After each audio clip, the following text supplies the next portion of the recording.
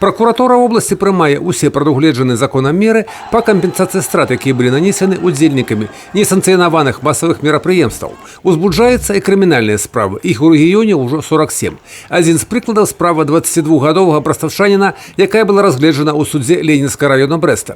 Фігурант у ніч з 14 на 15 липня з використанням аерозольного балона нанес на стіни побудов надписи цинічного характеру. При обыску у його домі була знайдена і марихуана. За свої дії молодий чоловік рішенням суда отримав 2 роки позбавлення волі ва умовах поправшої колонії агульного режиму, покуль приговор не уступив у законную силу. Для установления виновных лиц, а также расчета сумм ущерба выработан алгоритм действий государственных и правоохранительных органов. Общая сумма ущерба, причиненного государственному имуществу, в настоящее время составляет свыше 70 тысяч рублей, из которых 50 тысяч – это ущерб по уголовным делам. Прокурорами предъявляются иски, часть из них в настоящее время уже рассмотрены и удовлетворены судами. Прокурор Брестської області вже 5 років працює на своїй посаді у обласному центрі. І його ставлення до города над Богом тільки саме бережливе. В Бресте, конечно же, произошло знаковое событие. Это тысячелетие Бреста, которое мы не так давно отметили. И, конечно, по решению главы государства, по решению облисполкома были направлены огромные средства для благоустройства города. И наш город, конечно же, изменился. Я вам скажу, что и другие города области постоянно развиваются, и это видно.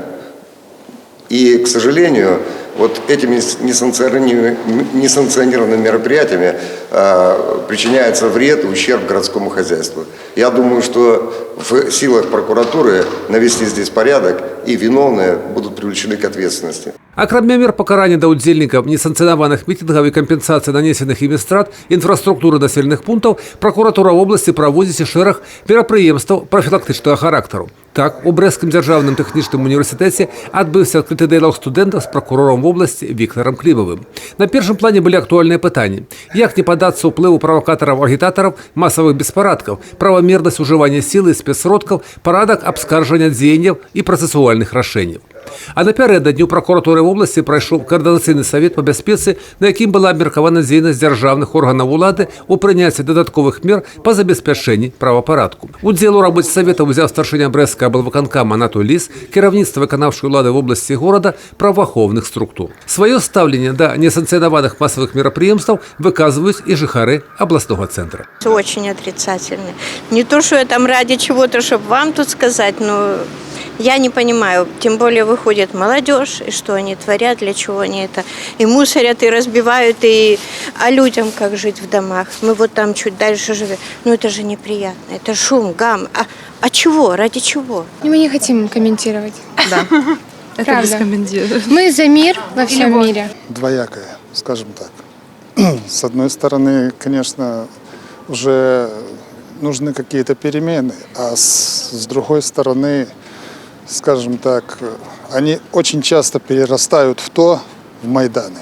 А вот Майдан, мне кажется, для белорусов это плохо, потому что он ведет к разгрому экономики. Я считаю, что все нужно решать в правовом поле, абсолютно все. И когда эти митинги нигде не зарегистрированы, люди ходят, они, во-первых, подвергают опасности окружающих людей, которые, например, не хотят в этом участвовать, да, они мешают. Нужно подавать определенные какие-то прошения в службу во власти, получать разрешение, когда, где, что, и проводить, а не так стихийно, как это происходит. Юрій Петрук, Тагран Акопян, телерадіокомпанія «Брест».